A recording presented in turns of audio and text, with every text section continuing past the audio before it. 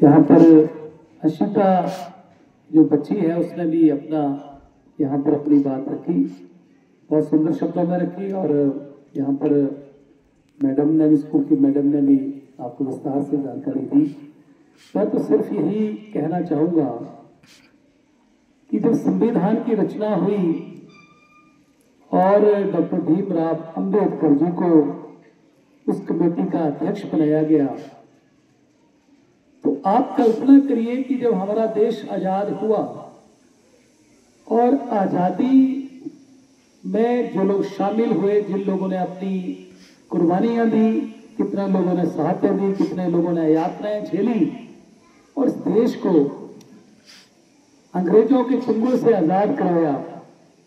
और उसमें के जो हमारे देश के जो वरिष्ठ लोग थे, जिन्होंने एक कल्पना करी कि हमारा आने वाले समय में देश कैसा हो, उसका संविधान कैसा हो, और सबसे पढ़े लिखे व्यक्ति जिनके पास सबसे ज्यादा शिक्षा के क्षेत्र में डिग्रियां जिन्होंने हासिल की थी, डॉक्टर भीमराव अंबेडकर, उनको उसका चेयरमैन बनाया।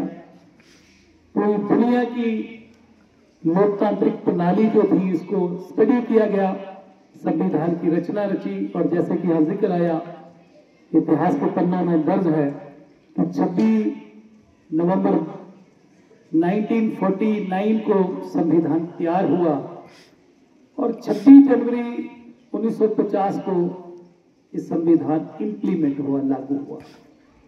और संविधान में अगर हम बात करें तो भारत का संविधान ना केवल एक कानूनी दस्तावेज है, बल्कि मैं कहूंगा इस संविधान में देश की आत्मा बसती है।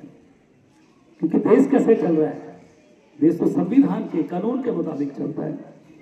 इसने भारत को स्वतंत्रता के बाद एक मजबूत लोकतंत्र के रूप में खड़ा किया है और हर नागरिक को सम्मान, अधिकार, स्वतंत्रता और न्याय प्रदान करता है।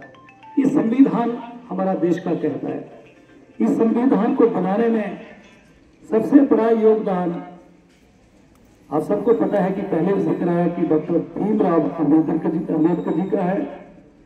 उनकी दूरदृष्टि, उनका ज्ञान, उनका समर्पण हमें एक ऐसा संविधान देने में सफल रहा जो विविधता से भरे इस देश को एक सूत्र में पिरोता है।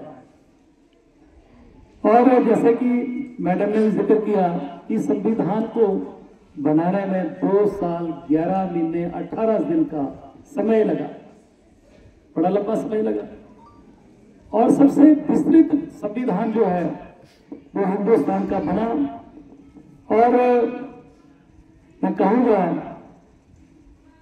अभी तक जो चर्चा आती है और पिछले चुनावों में भी चर्चा हो रही थी, अभी जो 2024 में चुनाव हुए, और पूरे देश में एक भ्रांति फैलाई गई कि अगर भारतीय जनता पार्टी की सरकार बनती है तो संविधान खतरे में है, संविधान को बदल देंगे। ऐसी चर्चाएं हर जगह जो फैलाई गई और एक कांग्रेस पार्टी ने फैलाई ताकि मतदाता जो है भटके, किसी को भटकाने के लिए ऐसी चर्चाएं। अब मैं आपको बता रहा हूं कि भारतीय संविधान में अभी तक 106 संशोधन किए गए हैं अभी तक, जब से संविधान बना है। और उसमें 75 संशोधन जो है वो कांग्रेस सरकार ने किए हैं।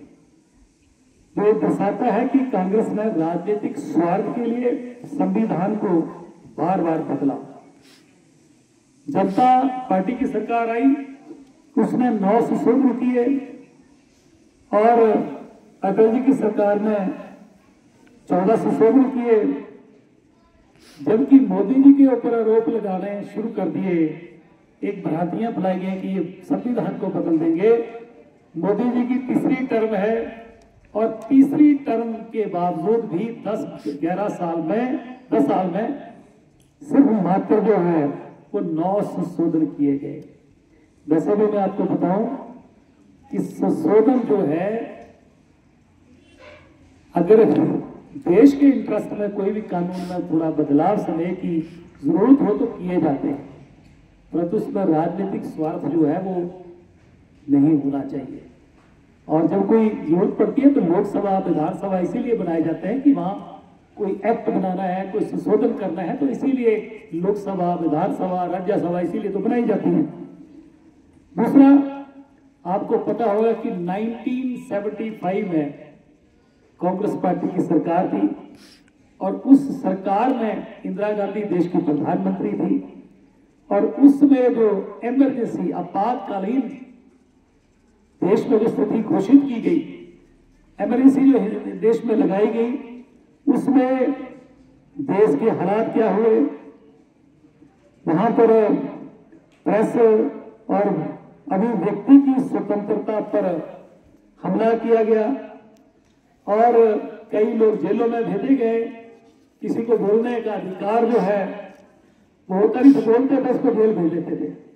तो हिंदुस्तान की जनता ने सबसे खराब कोई दौर देखा लोकतंत्र इसमें आजादी के बाद, तो इमरजेंसी का देखा। कई लोग जेलों में चले गए, हजारों लोग जेलों में भेज दिए गए, क्योंकि संविधान से छेड़छाड़ किसने करी? इस पे वो कांग्रेस पार्टी ने करी। इसी तरीके से मैं अगर डॉक्टर भीमराव अंबेडकर जी का जिक्र करूं तो 1952 में 52 के लोकसभा चुनावों में कांग्रेस और कम्युनिस्ट नेताओं ने नेहरू की सीधी निगरानी में डॉक्टर भीमराव अंबेडकर को हराने के लिए बाबा साहब के, डॉक्टर साहब के जो पीए थे, भीमराव अंबेडकर जी के जो पीए थे,